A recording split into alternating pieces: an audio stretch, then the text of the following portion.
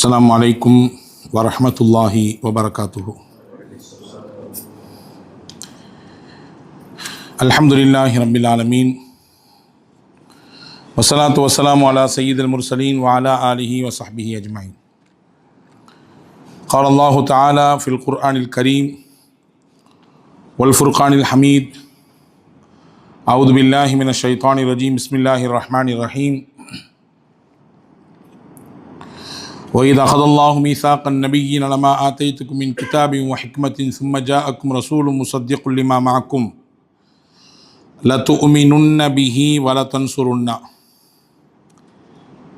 اللهم صل على سيدنا محمد وعلى آل سيدنا محمد وأنزله المقعد المقرب عندك يوم القيامة. وقال نبينا محمد صلى الله عليه وسلم அன ரஹ்மத்துன் முஹ்தாத்துன். எல்லாம் வல்ல அல்லாஹுவின் திருப்பெயர் போற்றி புகழ்ந்து அண்ணல் முஹம்மது ரசூலுல்லாஹி ஸல்லல்லாஹு அலைஹி வஸல்லம் அவர்கள் மீது சலாத்தையும் சலாமையும் கூறி அன்னாரை பின்பற்றிய சத்திய சஹாபாக்கள், நல்லோர்கள், சுஹதாக்கள், குறிப்பாக இந்த ஜும்மாவின் அவைக்கு வருகை தந்திருக்கிற வர இருக்கிற எல்லா மக்கள் மீதும் வல்ல அல்லாஹுவின் வற்றாத கருணையும் அன்பும் என்றும் நின்று நிலவட்டுமாக. அல்லாஹ் நம்முடைய தவறுகளை, பாவங்களை மன்னித்து அவனுக்கு பிடித்தமான பொருத்தமான நல்லடியார்கள் கூட்டத்திலே நம் எல்லோரையும் சேர்த்து கொள்வானாக. வாழும் காலம் வரை ஆரோக்கியத்தை தந்து மருத்துவத்தின் பெருஞ்செலவுகள், துன்பங்கள், அதனால் ஏற்படக்கூடிய மன உளைச்சல்களை விட்டு அல்லாஹ் பாதுகாப்பானாக. அல்லாஹுவின் ஆலயமாம் காபாவையும் அண்ணல் முஹம்மது ரசூலுல்லாஹி ஸல்லல்லாஹு அலைஹி வஸல்லம் அவர்களுடைய புனிதமான ரவுதாவையும் புனித பைத்துல் முகத்தஸையும் மீண்டும் மீண்டும் ஹஜ் உம்ரா ஜியாரா செய்வதற்கு அல்லாஹ் நமக்கு தௌஃபீக் தருவானாக.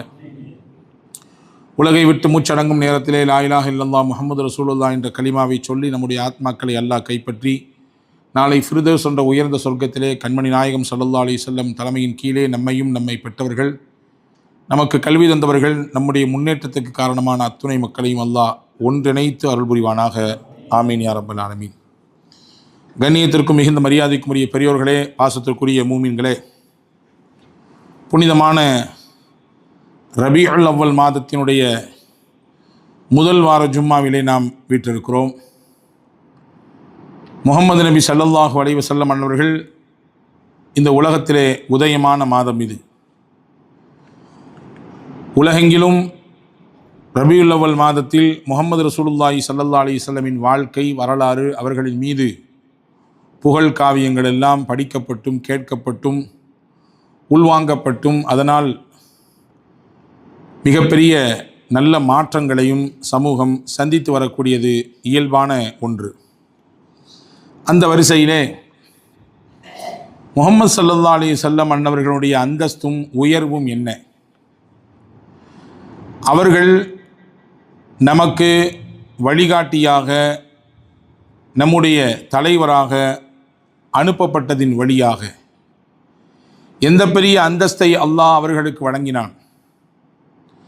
நாம் நம்முடைய உள்ளங்களிலே முஹம்மது ரசூலுல்லாஹி ஸல்லல்லாஹு அலைஹி வஸல்லமுக்கு என்ன இடத்தை கொடுத்து வைத்திருக்கிறோம் என்பதையெல்லாம் பற்றி இந்த ஜும்மாவிலே நாம் பார்க்க இருக்கிறோம். அன்பு பெருமக்களே, முஹம்மத் ஸல்லல்லாஹு அலைஹி வஸல்லம் இந்த உலகத்தில் நாயகத்திற்கு முன்னால் அந்த பெயரை யாருக்கும் அல்லாஹ் வைக்கவில்லை. முதலாக இந்த பெயரை தாங்கியவர்கள் உத்தம தூதர் முஹம்மது ஸல்லல்லாஹு அலைஹி வஸல்லம். எனவே தான் அப்துல் முத்தலிப் அந்த பெயரை தன்னுடைய பேரப்பிள்ளைக்கு தேர்வு செஞ்ச போது அந்த ஊர் மக்கள்லாம் கேட்டாங்களாம், நம்ம ஊரில் இது வழக்கம் இல்லையப்பா, அப்து ஷம்ஸுன்னு பேர் வைப்போம், அப்து மனாஃப்னு வைப்போம், அப்து லாத்து உஸ்ஸான்னு வைப்போம். சூரியனுக்கு அடிமை லாத்துன்ற சிலை, உஸ்ஸான்ற சிலை, மனாஃப்ன்ற சிலை, அந்த சிலைகளுக்கெல்லாம் அடிமை, இப்படி தானே பேர் வச்சு பழக்கம். நீ புதுசாக ஒரு பேரை வைக்கிறிய, முஹம்மதுன்ற பேர் நம்ம இதுவரை கேள்விப்பட்டதே இல்லையே அப்படின்னு சொல்லி ஊர் தலைவராக மக்காவில் முக்கியத்துவம் வாய்ந்த கவனிக்கப்படக்கூடிய இடத்தில் இருந்த அப்துல் முத்தலிப் இடத்திலே ஊர் மக்களிலே முக்கியஸ்தர்கள் கேட்கும் பொழுது அப்துல் முத்தலிப் ஒரு காரணம் சொன்னார். அது அவராக சொன்னாரா, அல்லாஹ் சொல்ல வைத்தானா என்று அல்லாஹ்விற்கே விளக்கம். அவர் சொன்னார், என்னுடைய பிள்ளைக்கு, பேரப்புள்ள, என்னுடைய பிள்ளைக்கு இந்த பெயரை தேர்வு செய்ததற்கு காரணம் உலகம் உள்ளளவும் அவர் போற்றப்பட்டு கொண்டே இருக்க வேண்டும். புகழுக்குரியவர் என்றுதான் அதற்கு பொருள். முஹம்மது என்றால் புகழுக்குரியவர். அவருடைய புகழ் ஓங்கிக் கொண்டே இருக்க வேண்டும். உலகம் உள்ளளவும் அவர் பேசப்பட்டு கொண்டே இருக்க வேண்டும். உலகம் உள்ளளவும் அவர் புகழப்பட்டு கொண்டே இருக்க வேண்டும். அல்லாஹ் அப்படியே அந்த வார்த்தையை ஏற்றுக்கொண்டான். அல்லாஹ் உலக அழிவு நாள் வரை முஹம்மது நபி ஸல்லல்லாஹு அலைஹி வஸல்லமின் புகழை, மேன்மையை, கீர்த்தியை ஓங்கச் செய்து கொண்டே இருப்பான். நாம் நபிகள் நாயகத்தை புகழுகிறோம் என்றால் நாம் பாக்கியவான்கள். நமக்கு அந்த வாய்ப்பு அல்லாஹ் தந்திருக்கிறான். ஏன் புகழணும்? என்ன காரணம் இருக்குது? நீங்கள் மட்டும் புகழ்ந்துட்டா பெருசா சரியாக வந்துடுமா? நபியினுடைய புகழ் ஓங்கிருமா? அப்படின்னு வீண் விதண்டாவாதங்கள் பேசுபவர்கள் நம்மிலே உண்டு. எதுக்கு புகழ் மாலைலாம் பாடுறீங்க, ஏன் புகழ் காவியங்கள்லாம் பாடுறீங்க அப்படின்னு கேட்குறவர்கள்லாம் உண்டு.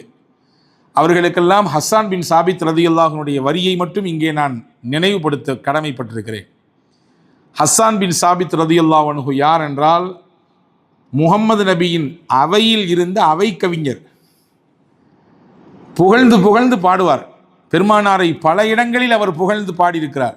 எந்த அளவுக்கு என்றால் அதீதிலே வந்திருக்கிறது, ஐயதக்கல்லாஹு பிருஹில் குதுஸ், ஹஸ்ஸான், அல்லாஹ் உங்களை ஜிப்ரஈலை கொண்டு பலப்படுத்தட்டும், ஜிப்ரஈல் மூலமாக அல்லாஹ் உங்களுக்கு உதவி செய்யட்டும். மா நாஃபக்த அம் ஃபாஹர்த அன் ரசூலில்லாஹி ஸல்லல்லாஹு அலைஹி வஸல்லம், நபியை புகழ்ந்து பாடிக்கொண்டிருக்கும் காலமெல்லாம் நபியினுடைய மேன்மையை, கீர்த்தியை நீங்கள் உயர்த்தி ஓங்கி பிடித்திருக்கும் காலமெல்லாம் அல்லாஹ் உங்களுக்கு ஜிப்ரஈல் மூலமாக உதவி செய்யட்டும்னு சொன்னாங்க ரசூலுல்லாஹ். தனியாக ஒரு மெம்பர் ஏற்படுத்தி கொடுத்து ஹஸ்ஸான் ரலியல்லாஹு பாட வச்சாங்க. புகழ் மாலை படிக்க வைத்தார்கள். அந்த ஹஸ்ஸான் ரலியல்லாஹு சொல்கிறாங்க, மா இன் மதஹ்து முஹம்மதம் பி மகாலதி வலாக்கின் மதஹ்து மகாலதி பி முஹம்மதா. ஹஸ்ஸான் இப்னு சாபித் ரலியல்லாஹு சொல்கிறாங்க, என்னுடைய வார்த்தையால் நான் ரசூலுல்லாஹ்வுக்கு புகழ சேர்க்கிறேன் அப்படின்னு யாரும் நினைக்காதீங்க. நான் தான் ஏதோ கவிஞர் சில வார்த்தைகளை சொல்லி நபிக்கு புகழ் மாலை சூட்டுகிறேன் என்று நினைக்காதீங்க. நபியை சொல்லி சொல்லி நான் புகழ தேடிக்கிறேன், அவ்வளோதான். நபியை புகழ்ந்து புகழ்ந்து என்னுடைய வார்த்தைக்கு, என்னுடைய வாசகத்திற்கு நான் புகழை தேடிக்கொள்கிறேன், அவ்வளவுதான். என் வார்த்தைகளெல்லாம் கொண்டு நபியை புகழ முடியாது அப்படின்னா என்ன அர்த்தம்? அதை விட அவர்களின் புகழ் மேலானது. வரஃபஅனா லக திக்ரக், அல்லாஹ் சொன்னான் குர்ஆனிலே. நம் எல்லோருக்கும் தெரிந்த ஒரு அத்தியாயம் சூரத்துல் துஹா. அல்லாஹ் சொன்னான், வரஃபஅனா லக திக்ரக், உங்களின் கீர்த்தியை, மேன்மையை, உங்களுடைய திக்ரை அல்லாஹ் மேலோங்க செய்து விட்டான். உயர்த்தி உயர்த்தி உயர்த்தி கொண்டு போய் விட்டான் அல்லாஹ் சொல்கிறான். இப்போ அன்பான சகோதரர்களே, அந்த உத்தம நபி ஸல்லல்லாஹு அலைஹி வஸல்லம் அன்னவர்கள் பிறந்த மாதமாகும் இந்த ரபீஉல் அவ்வல் மாதம் என்பது. எனவே தான் ஆரம்பத்தில் உங்களுக்கு நான் மனதிலே இருக்க செய்தேன், நபி புகழ் என்பது அந்த சபைகளில் கலந்து கொள்ளக்கூடிய வாய்ப்பு, நபிகளின் வரலாற்றை, வாழ்வை சொல்வதும் கேட்பதும் அந்த சபைகளிலே இருக்கிற வாய்ப்பு நமக்கு கிடைத்திருக்கிறது என்றால் நாம் பாக்கியமானவர்கள் என்று புரிந்து கொண்டால் போதுமானது. ஏனென்றால் அல்லாஹ் உயர்த்தினான் அவர்களின் புகழை, அல்லாஹ் மேன்மையாக்கினான் அவர்களின் அந்தஸ்தை. ரசூலுல்லாஹ் வர்றதுக்கு முன்னாடியே ரசூலுல்லாஹை பற்றி பேசிச்சு இந்த உலகம்.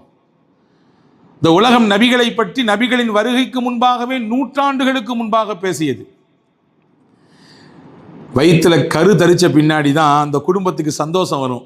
என் குலத்துக்கு ஒரு வாரிசு வரப்போகுது, என்னுடைய குடும்பத்துக்கு ஒரு வாரிசு வரப்போகுது. அந்த 10 மாதமும் பிள்ளை இல்லாத, வாரிசுகள் இல்லாத ஒரு குடும்பத்தில் புது வாரிசு வரப்போகிறது என்றால் எவ்வளவு குதூகலம். அந்த குழந்தை, ஆண் குழந்தையோ பெண் குழந்தையோ, அதை பார்க்கறதுக்கு எவ்வளோ சந்தோஷம். என் வம்சம் தலைச்சிருச்சு, என் வம்சத்தில் பேர் சொல்கிறதுக்கு ஒரு புள்ள வரப்போகுது அப்படின்னு. அப்போ அந்த 10 மாதம்தான் அந்த பேசுபொருள் இருக்கும் இல்லையா? அல்லாஹ் ஜல்ல ஷானஹு வ தஆலா நபியின் வருகைக்கு பல்லாண்டுகளுக்கு முன்னால் பேசினான் நபியை பற்றி. எந்த அளவுக்கு என்றால் குர்ஆன் அதை நிரூபிக்கிறது. சூரத்து ஆலு இம்ரானில் அல்லாஹ் ஒரு செய்தி சொல்கிறான், வைதா ஹதல்லாஹு மீசாகன் நபிய்யீன லமா ஆதைதுக்கும் மின் கிதாபின் வ ஹிக்மத்தின் ثم جاءكم رسول مصدق لما معكم لتؤمنن به ولتنصرنه. நபிமார்கள்ட்ட எல்லாம் அல்லாஹு தாலா ஒப்பந்தம் எடுத்தான். எல்லா நபிமார்கள் நிப்பாட்டி வச்சு அல்லாஹு தாலா ஒப்பந்தம் எடுத்தான். எல்லா நபிமார்கள் என்றால் ஆதம் அலைஹிஸ்ஸலாம் இருந்து இறுதி தூதர் முகமது ரசூலுல்லாவுக்கு முன்னால் வரக்கூடிய நபர் வரை, அதாவது ஈசா அலைஹிஸ்ஸலாம் வரை, இதில் எல்லா நபிமார்களும் அடக்கம், எல்லா ரசூல்மார்களும் அடக்கம், எல்லாம் வேதம் கொடுக்கப்பட்டவர்கள் அடக்கம், எல்லாத்தையும் நிப்பாட்டி வச்சு அல்லாஹ் கேட்டான், நீங்கள் வாழ்கிற காலத்தில் நீங்கள் கொண்டு போயிருக்கக்கூடிய சத்தியத்தை உண்மையை இன்னும் உறுதிப்படுத்தக்கூடிய விதத்திலே உங்கள் காலத்தில் ஒரு நபி வந்தால் அவருக்கு நீங்கள் உதவி செய்து அவரை நீங்கள் ஏற்றுக்கொள்வீர்களா, நீங்கள் அவரை நம்பிக்கை கொள்வீர்களா, அவரை நீங்கள் மேன்மைப்படுத்துவீர்களா என்று அல்லாஹ் கேட்டான். எல்லாரும் சொன்னாங்க, காலு அக்ரர்னா யா அல்லாஹ், நீ எங்கள்கிட்ட இந்த போட்ட உடம்படிக்கை நாங்கள் ஏற்றுக்கிறோம். கண்டிப்பாக எங்கள் காலத்தில் அந்த இறை தூதர் வந்தால் நாங்கள் அவருக்கு உதவியாக இருப்போம், நாங்கள் அவரை நம்பிக்கை கொள்வோம், நாங்கள் அவரை மேன்மைப்படுத்துவோம், நிச்சயமாக அந்த காரியத்தை நீ சொன்னதினாலே அதை ஒருபொழுதும் விட்டுவிட மாட்டோம் என்று எல்லா நபிமார்களும் சொன்னார்கள். அந்த வரக்கூடிய நபி யார்? ஹஜ்ரத் முஹம்மது ஸல்லல்லாஹு அலைஹி வஸல்லம். இப்போ ஆதம் அலைஹிஸ்ஸலாமிலிருந்து நபிக்கு முன்னால் அனுப்பப்பட்ட ஈசா அலைஹிஸ்ஸலாம் வரை எல்லாத்திலையும் அல்லாஹ் உடன்படிக்கை எடுத்தான். ஒரு இறை தூதர் வருவார், அவர் தான் இறுதி தூதர். அவர் வரும் காலகட்டத்தில் நீங்கள் எப்படி நடந்து கொள்ள வேண்டும், அவருக்கு எப்படி உதவியாக இருக்க வேண்டும், அவரை எப்படி நம்பிக்கை கொள்ள வேண்டும், அவரை எப்படி ஆதரிக்க வேண்டும், அவரை எப்படி மேன்மையாக கருத வேண்டும் என்று சொல்லி அல்லாஹ் உடன்படிக்கை எடுத்தார். எனவே அன்பான சகோதரர்களே, நபி வருவதற்கு முன்பாகவே இந்த உலகத்தில் பேசப்பட்டவர்கள். ஹஜ்ரத் ஈசா அலைஹிஸ்ஸலாம் பேசின பேச்சு சூரத்து சஃபிலே அல்லாஹ் சொல்லுகிறானே, நான் யார், நான் அல்லாஹுவினால் அனுப்பப்பட்ட இறை தூதர் என்று மட்டும் ஈசா அலைஹிஸ்ஸலாம் சொல்லி முடிக்கல. அடுத்து ஒரு செய்தி சொன்னாங்க, வமுபஷ்ஷிரம் பியதி மின் பாதி இஸ்முஹு அஹ்மத், அஹ்மது என்ற பெயரை தாங்கி ஒரு இறை தூதர் வருவார் என்ற செய்தியை சுபசோவனம் சொல்ல வந்திருக்கிறேன். நான் ஈசா அலைஹிஸ்ஸலாம் நான் யாருன்றதை சொல்லிட்டு நான் நபீன் உங்களை நல்வழிப்படுத்த வந்திருக்கேன்னு சொல்லி முடிச்சிடல, முற்றுப்புள்ளி வைக்கல. அடுத்து ஒரு செய்தி சொல்றாங்க, எனக்கு பின்னாடி அஹ்மது என்ற பெயரை தாங்கி ஒரு இறை தூதர் வருவார், அவர் வருகையை உங்களுக்கு முன் அறிவிப்பு செய்யவும் அதை உங்களுக்கு சுப செய்தியாக உங்களுக்கு சொல்லித்தரவும் அல்லாஹ் என்னை அனுப்பியிருக்கிறான். இறை தூதர் இறுதி தூதர் வருவதற்கு முன்பாக ஒரு இறை தூதரை அனுப்பி அவர் வரப்போகிறார், அந்த காலம் நெருங்கிவிட்டது, அது கனிந்து கொண்டிருக்கிறது என்பதை மக்களுக்கு சொல்லுங்கள் என்று அல்லாஹ் சொன்னார். அப்படியான மகத்தான ஒரு தலைவரை அல்லாஹ் நமக்கு இறை தூதராக நம்முடைய வாழ்க்கையின் வழிகாட்டியாக அல்லாஹ் அனுப்பியிருக்கிறான். அன்பான சகோதரர்களே, முஹம்மது ஸல்லல்லாஹு அலைஹி வஸல்லமுடைய உயர்வு என்பது மேன்மையானது. எனவேதான் கலிமா தையிபாவிலே அல்லாஹ் தன்னோடு சேர்த்து தன் தூதருடைய பேரையும் சேர்த்து கொண்டான். யாருமே நம்ம லா இலாஹ இல்லல்லாஹ் மட்டும் சொன்னா முஸ்லீம் ஆயிட முடியாது. லா இலாஹ இல்லல்லாஹ் முஹம்மதுர் ரசூலுல்லாஹ், ஏக இறைவன் அல்லாஹ்வை தவிர வேறு யாரும் இல்லை என்று சொல்லி அப்படி நம்ம கடந்து போயிட முடியாது. ரெண்டாவது பார்ட்டு கலிமாவுக்கு 2 பார்ட்டு. முதல் பார்ட்டு தௌஹீத், அல்லாஹ்வினுடைய ஏகத்துவம். ரெண்டாவது பார்ட்டு ரிசாலத்து முஹம்மது ஸல்லல்லாஹு அலைஹி வஸல்லம், முஹம்மது ஸல்லல்லாஹு அலைஹி வஸல்லம் ரிசாலத்தை, அவர்களின் தூதுத்துவத்தை, அவர்கள்தான் நமக்கான வழிகாட்டி இறை தூதர் என்பதை ஒருவர் வாயாலும் சொல்ல வேண்டும், உள்ளத்தாலும் நம்பிக்கை கொள்ள வேண்டும். இப்போ ஏகத்துவத்தோடு சேர்த்து அல்லாஹ்வுடைய ரசூலுடைய பேரை அல்லாஹ் வச்சிருக்கான். எனவே தான் ஆதம் அலைஹிஸ்ஸலாம் அல்லாஹ்ட்ட கேட்டாங்களாம். பிரபலமான தஃப்சீர் நூல்களிலே வந்திருக்கிறது, ஆதம் அலைஹிஸ்ஸலாம் அல்லாஹ் சொன்ன காரியத்தை மீறினார்கள். அல்லாஹ்வின் நாட்டம் அது. இந்த குறிப்பிட்ட மரத்தின் பக்கம் போகக்கூடாது என்பது அல்லாஹ்வின் கட்டளை, அதை மீறுவதும் அல்லாஹ்வின் நாட்டம். அப்போ அல்லாஹ் ஜல்லஷானஹு வ தஆலா நீங்கள் சொர்க்கத்துக்குள்ளே இருக்க முடியாது, நீங்கள் வெளியாகிங்கன்னு சொல்லி அல்லாஹ் அனுப்பினான்.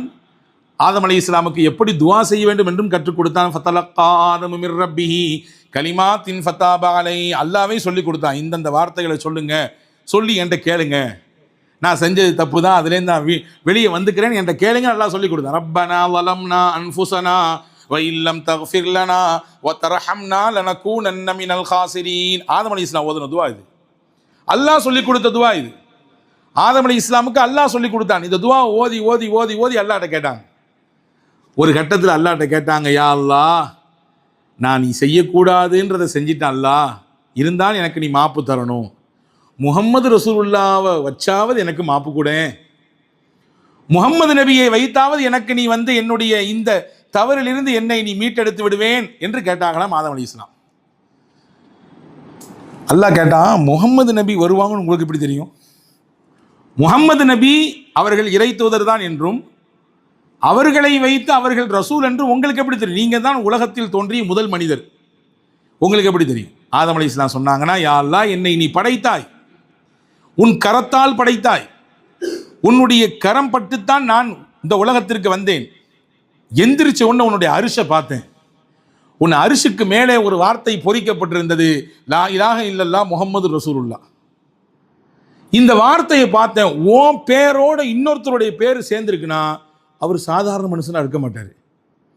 ஓம் பேரன் இன்னொரு பேரை சேர்த்தி வச்சிருக்க, இல்லல்லாஹ் என்ற அந்த அல்லாஹ் என்ற மகத்துவமிக்க உன் நாமத்தோடு முஹம்மது ரசூலுல்லாஹ் என்ற ஒரு பேரை சேர்த்தி வச்சிருக்கேன்னா அவர் சாதாரணப்பட்ட மனுஷனா இருக்க மாட்டாங்க, ஏதோ ஒரு விசேஷமான மனிதர் தான் என்று நான் புரிந்து கொண்டேன். எனவேதான் அவரை வசீலாவாக வைத்து, அவரை ஒரு உதவியாக வைத்து, அவரை காரணமாக வைத்து உன்னிடத்தில் நான் கேட்கிறேன், இறைவா எனக்கு நீ என்னுடைய நிலையிலிருந்து என்னை மாற்ற வேண்டும் என்று கேட்டார்கள். அல்லாஹு தஆலா ஏற்றுக்கொண்டான் என்று ஹதீஸ் முடிகிறது. அன்பர்களே, முஹம்மது ரசூலுல்லாஹி ஸல்லல்லாஹு அலைஹி வஸல்லமுடைய மேன்மை என்பது மகத்துவமானது. குர்ஆனிலே எங்கேயும் முஹம்மது ரசூலுல்லாவை பெயர் சொல்லி அல்லாஹ் கூப்பிடவே இல்லை. பல நபிமார்களை அல்லாஹ் விழிக்கிறான் பெயர் சொல்லி. யா ஜக்கரியா, ஜக்கரியாவை வாருங்கள் அல்லாஹ் கூப்பிடுறான். யா யஹ்யா ஹுதில் கிதாப பிகுவா, யஹ்யாவே இந்த வேதத்தை நல்ல வலுவாக பற்றி பிடித்துக் கொள்ளுங்கள். வனாதைனாஹு ஐயா இப்ராஹீம், இப்ராஹீமே என்று நாம் அழைத்தோம்.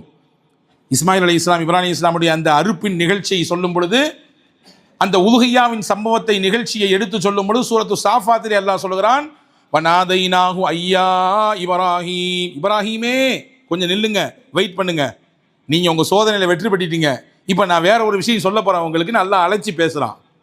யா மூசா, மூசாவேன்னு சொல்லி அழைக்கிறான். யா ஈசா, ஈசாவே என்று அழைக்கிறான். நான் உங்களுக்கு சொல்லுகிறேன், நீங்கள் தேடி பாருங்கள், குர்ஆன் அட்டை டு அட்டை ஆரம்பத்திலிருந்து கடைசி வரை எங்காவது அல்லாஹ் யா முஹம்மது என்று கூறியிருக்கிறானா என்று பாருங்கள், கிடையாது. அல்லாஹ் முஹம்மது என்று பெயரை அல்லாஹ் கண்ணியத்தை கருதி அப்படி சொல்லி கூறவில்லை. எப்படி சொல்கிறான் தெரியுமா? குர்ஆன் முழுக்க தேடுங்கள். யா ஐயுஹன் நபி, அன்பு நபியே. யா ஐயுஹர் ரசூல், அருமை தூதரே. யா ஐயுஹல் முஸம்மில், போர்வை போர்த்தி கொண்டிருக்கக்கூடிய அன்பரே. யா ஐயுஹல் முத்தஸ்ஸிர், முத்தஸ்ஸிர், முஸம்மில், தாஹா, யாசீன், நபிகள் நாயகத்தின் சிறப்பு பெயர்கள், அவர்களின் பண்புகளை குறிக்கக்கூடிய பெயர்களை சொல்லித்தான் நபிகளை அல்லாஹ் அழைக்கிறான். அவர்களுடைய இயற்பெயரை சொல்லவில்லை. என்ன காரணம்? மரியாதை கருதி சில நேரத்தில் சில பேரை நம்ம தவிர்ப்போம். அவங்களுக்கு பேரே இருந்தாலும் கூட, வருகை இருக்கக்கூடிய முக்கியமான நம்முடைய முக்கியஸ்தர் வந்திருக்கிறார், பெரியவர் வந்திருக்கிறார், பெரிய உஸ்தாத் வந்திருக்கிறார் என்று அவருடைய பெயரை தவிர்த்து அவருடைய மரியாதைக்குரிய விஷயத்தை சொல்லுவோம் இல்லையா? அதே மாதிரி அல்லாஹ் ஜல்லஷானஹு தஆலா நபி பெருமான் ஸல்லல்லாஹு அலைஹி வஸல்லம் அன்னவர்களுடைய பெயரை தவிர்த்திருப்பது என்பதும் கூட பெருமானா ஸல்லல்லாஹு அலைஹி வஸல்லமுடைய உயர்வை இந்த சமூகம் புரிந்து கொள்ள வேண்டும் என்பதற்காக வேண்டிதான். எனவேதான் சூரத்துல் ஹுஜராத்தை நீங்கள் ஆரம்ப வசனங்களை எடுத்து படிக்க வேண்டும். அல்லாஹ் சொல்கிறான், லா தர்ஃபஉ அஸ்வாத்தகும் ஃபௌக சௌத்தின் நபி, உங்கள் நபிக்கு முன்னால் உங்களுடைய சப்தத்தை நீங்க உயர்த்தக்கூடாது. நீங்க மற்றவங்க உங்களுக்குள்ள நீங்க எப்படி விழித்துக் கொள்கிறீர்களோ, அழைத்துக் கொள்கிறீர்களோ அதே மாதிரி நபியை நீங்க கூப்பிடக்கூடாது. நீங்க அப்துல் காதர், அப்துல் சத்தார்னு கூப்பிடுக்கீங்க, அதே மாதிரி நபியை கூப்பிடக்கூடாது, முகம்மதேன்னு அழைக்கக்கூடாது. நீங்க உங்களுக்குள்ள பேசிக்கிற மாதிரி பேச்சுவார்த்தையை நபி இடத்துல வச்சக்கூடாது. ஏன்னா அவங்க கண்ணியமானவங்க, மிகவும் போற்றுதலுக்குரியவர்கள். நீங்கள் நபிக்கு முன்னால் சத்தத்தை உயர்த்தினால் கூட அல்லாஹ் சொல்கிறான், உங்களுடைய நல்ல அமல்கள் எல்லாம் வீணாய் போய்விடுன்றாங்க. சூரத்துல் ஹுஜராத்தினுடைய ஆரம்ப வசனம். நீங்க நபிக்கு முன்னால் சப்தம் உயர்த்தி பேசினால், லா தர்ஃபஉ அஸ்வாத்தகும் ஃபௌக சௌத்தின் நபி வலா தஜ்ஹரு லஹு பில் கௌலி கஜஹரி பஅதிகும் லிபஅதின் அன் தஹ்பத அஅமாலுக்கும் வ அன்தும் லா தஷ்உரூன். நீங்க வாழ்க்கையில செஞ்ச எல்லா நன்மையும் வீணா போயிடும். நபிக்கு முன்னாடி சப்தத்தை உயர்த்தக்கூடாது. என்ன கண்டிஷனா? இது என்ன ஒரு விதமான இருக்க நிலை அப்படின்னு நினைக்காதீங்க. அல்லாஹ்வின் தூதருக்கு அல்லாஹ் கொடுக்கக்கூடிய மரியாதை. நானே என்னுடைய நபியை பேரை சொல்லி கூப்பிடுறதில்லை. நீங்க ரொம்ப கவனமா நபி இடத்தில் நடந்து கொள்ள வேண்டும் என்று அல்லாஹ் உம்மத்தை அறிவுறுத்துகிறான். அன்பு சகோதரர்களே, பெருமானா ஸல்லல்லாஹு அலைஹி வஸல்லமுடைய உயர்வு என்பது, மேன்மை என்பது மகத்தானது. எதிரிகளின் உள்ளத்திலும் கூட அல்லாஹ் அந்த எண்ணத்தை வைத்திருந்தான். ஹுதைபியா உடன்படிக்கை நடந்த காலம், பெருமானார் மதீனாவுக்கு போனதற்கு பிறகு சுற்றி இருந்த முக்கியமான நாடுகளுக்கெல்லாம் கடிதம் போட்டார்கள்.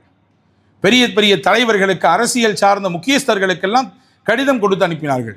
சத்திய மார்க்கம் இஸ்லாம், இதை நோக்கி நீங்கள் வாருங்கள், இதுதான் உலகத்தை ஆளப்போகிறது, ஒரு நாள் வரும் இந்த மார்க்கத்தை நோக்கித்தான் சாறை சாறையாக மக்கள் வந்து குவிய போகிறார்கள், எனவே என்னை இறை தூதர் என்று ஏற்றுக்கொள்ளுங்கள், அல்லாஹுதான் ஒருவன் என்கின்ற ஏகத்துவத்தின் பக்கம் வாருங்கள். இதுதான் அழைப்பு. எல்லா நாட்டுக்கும் போச்சு. சில பல சஹாபாக்கள் கைகளிலே கொடுத்து முக்கியஸ்தர்களின் கைகளிலே கொடுக்க சொன்னார்கள். அப்படித்தான் போனது ரோம பேரரசு. அன்றைய காலகட்டத்தில் ரோம் என்பது மிகப்பெரிய வல்லரசு நாடு. அந்த நாட்டினுடைய மன்னர் தான் ஹிர்கல். ஹிர்கல் என்று அரபியிலே சொல்கிறார்கள், ஹெர்குலஸ் என்று சொல்கிறார்கள். அந்த ஹிர்கல் மன்னிடத்திலும் கடிதம் போனது. கடிதம் போனவுடன் அந்த மன்னர், யார் இந்த முகம்மது, ஏதோ ஒரு செய்தி சொல்ல வர்றாரு, இவரை பற்றி கொஞ்சம் விஷயத்தை தெரிஞ்சுக்கணுமேன்னு சொல்லி அந்த பகுதியிலே அரபிகளின் நடமாட்டம் இருந்தது. ஷாம் பகுதியிலே அரபிகள் நடமாட்டம் இருந்தது. ஆட்களை விட்டு யாராவது அரபிகள் தென்பட்டால் கூட்டிட்டு வாங்க, மக்கா மதீனாவை சேர்ந்தவர்கள் யாராவது இருந்தால் அழைத்து கொண்டு வாருங்கள் என்று சொன்னாங்க. போனவங்க போய் ஒருத்தர் தூக்கிட்டு வந்தார். அவர் தான் அபூ சுஃபியான். அன்னைக்கு அவர் அபூ சுஃபியான் இஸ்லாத்தில் இல்லை. சொல்லப்போனால் நபிகள் நாயகத்திற்கு எதிரணியில் இருந்தார். நபிகளை வீழ்த்த வேண்டும் என்ற எண்ணத்தோடு கங்கணம் கட்டி கொண்டிருந்தார். அவருடைய தலைமையில் தானே பத்ர் யுத்தம். பத்ர் நடப்பதற்கு காரணமே அபூ சுஃபியான் தானே. அவர் வியாபார சரக்கு, அந்த வியாபாரத்தை எல்லாம் தடுத்து நிப்பாட்டுன்றதான் திட்டம். ஆனால் அது வேற மாதிரி போய் யுத்தமாக மாறி போச்சு. இந்த அபூ சுஃபியான் முகமது நபிக்கும் இஸ்லாத்திற்கும் எதிரணியில் உள்ளவர். இவரை பிடிச்சி கொண்டு வந்து ஹெர்குலிஸ் மன்னருக்கு முன்னால் நிப்பாட்டப்பட்டிருக்கு. அவர் கேட்டார், சில கேள்விகள் கேட்டார். இந்த முகமது தன்னை இறை தூதர்னு சொல்கிறாரு, இதுக்கு முன்னாடி அவங்க குடும்பத்தில் யாராவது இப்படி சொல்லியிருக்காங்களா அப்படின்னு கேட்டார். அபூ சுஃபியான் சொன்னார், அப்படிலாம் யாரும் சொல்லலைங்க. சரி. அடுத்து கேட்டார் ஒரு கேள்வி மன்னர், இவரை பின்பற்றக்கூடிய ஃபாலோவர்ஸ் நாளுக்கு நாள் எண்ணிக்கை கூடுதா அல்லது குறையுதான்னு கேட்டார்.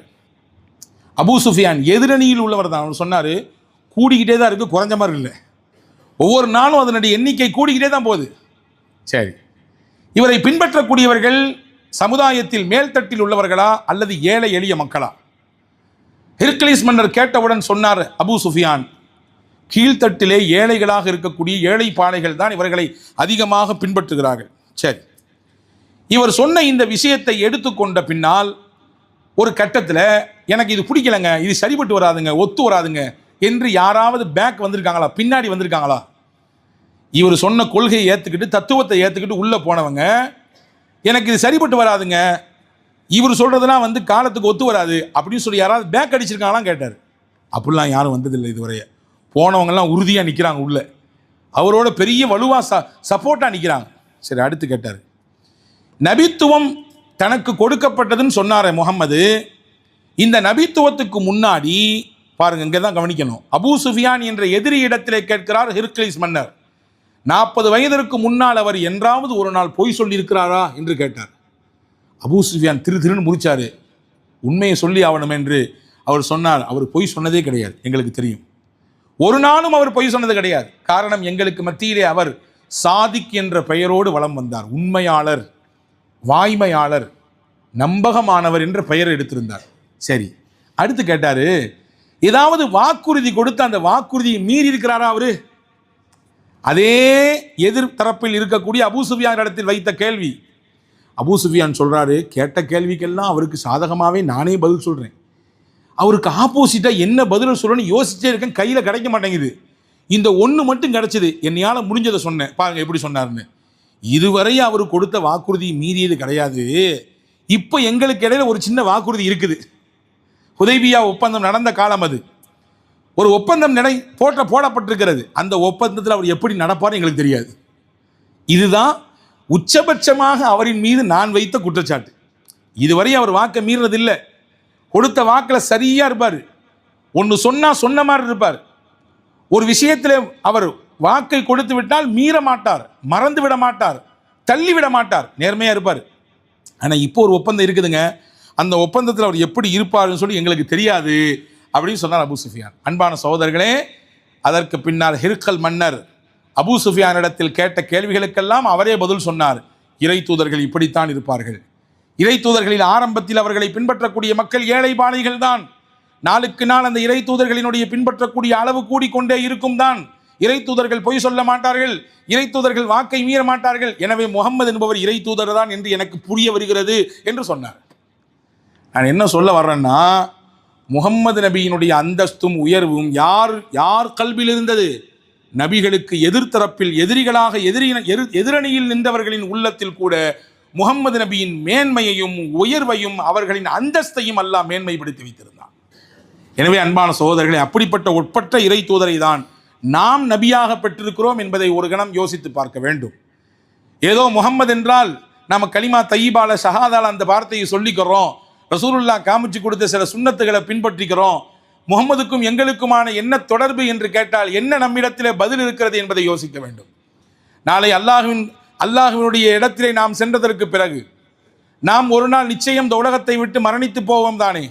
மரணித்ததற்கு பிறகு நம்மை கொண்டு கபிரிலே வைப்பார்கள் தானே? வைக்கும் பொழுது சில கேள்விகள் கேட்கப்படுமே. அந்த கேள்வியில் ஒன்று முகம்மது நபியின் திருமுகம் காட்டப்படும். இவரை பற்றி உன் கொள்கை என்ன அல்லாஹ் கேட்பான். இவரை பற்றி உன்னுடைய சிந்தனை என்ன, இவரை பற்றி உன்னுடைய பதில் என்னன்னு கேட்பான். அல்லாஹ்வின் ரசூலை நேசித்தவர்கள், அவர்களை பின்பற்றியவர்கள், அவர்களின் சுனன்களை எடுத்து நடந்தவர்கள், அவர்களை மதித்தவர்கள், அவர்களுடைய கண்ணியத்திற்கு சீர்குலைவை ஏற்படுத்தாத விதத்தில் தன்னுடைய வாழ்க்கை வரம்புகளை உட்படுத்தி கொண்டவர்கள் சொல்வார்கள், இவர்கள் தான் எங்கள் தலைவர், எங்கள் முஹம்மது ரசூலுல்லாஹ் சொல்லுங்களேன் ஸல்லவாத்து ஸல்லல்லாஹு அலைஹி வஸல்லம் சொல்லுவாங்க. யார் இவங்க? நான் பார்த்ததே இல்லையே. எனக்கும் அவங்களுக்குமான கால இடைவெளி எவ்வளவு? 1500 வருஷம். எனக்கும் அந்த நபிக்குமான இடைவெளி காலம் எவ்வளவு? 1500 ஆண்டு, 2500 ஆண்டு, 3000 ஆண்டு, 5000 ஆண்டுக்கு பின்னால் வந்தாலும் கூட நபியை நேசித்து அவர்களின் வழியில் நிலைத்திருந்து அவர்களின் மேன்மையையும் கண்ணியத்தையும் புகழையும் யார் காத்து இந்த உலகத்திலே வாழ்ந்தார்களோ அவங்க சொல்லிடுவாங்க, அல்லாஹ் நம்மளை அந்த மக்கள் கூட்டத்தில் சேர்ப்பானாக. அவங்க சொல்லுவாங்க, இதுதான் எங்கள் தூதர் முகமது ஸல்லல்லாஹு அலைஹி வஸல்லம், எங்களுடைய முகமது நபி, எங்களுடைய தூதர். இவங்களை காட்டிய வழியில தான் நாங்கள் வாழ்ந்தோம், இவங்கள தான் நாங்கள் நேசித்தோம், இவங்கள தான் நாங்கள் புகழ்ந்தோம், இவங்கள தான் எங்களுடைய உள்ளத்தில் உயர்ந்த இடத்துல வச்சிருந்தோம் அப்படின்னு சொல்லுவோம். அன்பான சகோதரர்களே, அப்படியான உத்தம தூதரை நாம் தலைவராக பெற்றிருக்கிறோம் என்பதை கவனத்தில் கொள்ள வேண்டும். அவர்களின் அங்க அசைவுகள் எல்லாம் வரலாறாக பதிவாகி போனது. ரசூலுல்லாஹ்வின் அங்க அசைவுகள் எல்லாம் கூட அல்லாஹ் வரலாறாக பாதுகாத்து வைத்திருந்தான். ஒரு நிகழ்ச்சியை சொல்லுகிறேன். ரசூலுல்லாஹ்ட ஒரு சஹாபி வர்றாங்க. அவங்க பேர் சாயிப் இப்னு யஸீத் ரலியல்லாஹு அன்ஹு. அவர் சின்ன பிள்ளை. அப்போ கடுமையான தலைவலி அடிக்கடி வரும். தலைவலியும் வயிற்று வலி இருக்குது வந்தவங்களுக்கு தான் தெரியும், இல்லை வெளியிலேருந்து பார்க்கும்போது சாதாரண நினைப்போம். தலைவலியும் வயிற்று மற்ற வழிலாம் அப்போ கஷ்டம் இல்லையான்னு சொல்லாதீங்க, அதுவும் வலி தான். இது சாதாரண வழியாக நினைத்தாலும் கூட அது மிகப்பெரிய இடைஞ்சலை கொடுத்துரும், எந்த வேலையும் செய்யக்கூடாது. அவருக்கு எப்பொழுதுமே தலை வலிச்சுக்கிட்டே இருக்கும். அவங்க காலாம்மா ரசூலுல்லாஹ்ட்ட கூட்டி வராங்க. கூட்டு வந்து சொன்னாங்க, யார் ரசூலுல்லாஹ், என்னுடைய சகோதரியினுடைய மகன் இவர் சாயிப், எப்போ பார்த்தாலும் தலைவலிக்குது சுருண்டு படுத்துக்கிறார். இவருக்கு நீங்கள் துவா செய்யுங்களேன், இவருடைய இந்த தலைவலி நீங்கிறதுக்கு நீங்கள் ஏதாவது நீங்கள் வைத்தியம் செய்யுங்களேன்னு சொன்னாங்க. ஸல்லல்லாஹு அலைஹி வஸல்லம் என்ன மெடிசன் படித்தவங்களா? கிடையாது. அல்லாஹ்வின் தூதரின் கைப்பட்டாலே மருத்துவம் தான் அது. அல்லாஹ்வின் தூதருடைய திருப்பார்வை பட்டாலே அது அங்கே ஷிஃபா தான்.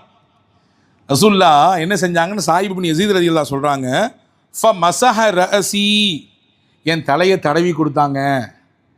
வதஆலி பில் பரக்கா, பரக்கத்தா வாழணுப்பா நீ அப்படி எனக்கு துவா செஞ்சாங்க. செஞ்சுட்டு என்னமா செஞ்சாங்க, சும்ம தவல்லஅ ஃபஷரிப மின் வது வஷரிபது மின் வதுஇஹி, பின்னாடி அடுத்து என்ன செஞ்சாங்கன்னா ஒது செஞ்சாங்க. அந்த ஒது செஞ்ச மிச்ச தண்ணி இருக்குல்ல, ரசூலுல்லாஹ்வுடைய மேனிலேருந்து பட்டு வந்த அந்த தண்ணி எடுத்து நான் குடித்தேன். 3 விஷயம் எனக்கு செஞ்சாங்க. 1 தலையை தடவுனாங்க, 2வது பரக்கத்தா வாழணுமான்னு துவா செஞ்சாங்க, ரசூலுல்லாஹ் ஒது செஞ்ச தண்ணியை எடுத்து நான் குடித்தேன். இந்த சாபி சொல்கிறாருங்க, ரசூலுல்லாஹ்வின் அந்தஸ்தும் உயர்வும் என்னன்றதை நம்ம விளங்கிக்கணுன்றதுக்கான இந்த நிகழ்ச்சியை சொல்கிறேன். பெருமானாரின் உயர்வையும் பெருமானாரின் புகழையும் அல்லாஹ் எவ்வளவு தூரம் உயர்த்தி வைத்திருக்கிறான், எப்படியான ஒரு மகத்தான மாமனிதரை நாம் தலைவராக பெற்றிருக்கிறோம் என்பதை உள்வாங்க வேண்டும் என்பதற்காக வேண்டி சொல்கிறேன். சாயிப் இப்னு யஸீத் ரலியல்லாஹு சொல்கிறாங்க, 90 வயசு வரையே நான் இப்போ இருக்கேன். அவருக்கு அப்போ 90 வயசு. ரசூலுல்லாஹ் பார்க்கும் பொழுது ஒரு 10 வயசு 15 வயசு இருந்துக்கலாம், அவ்வளோதான்.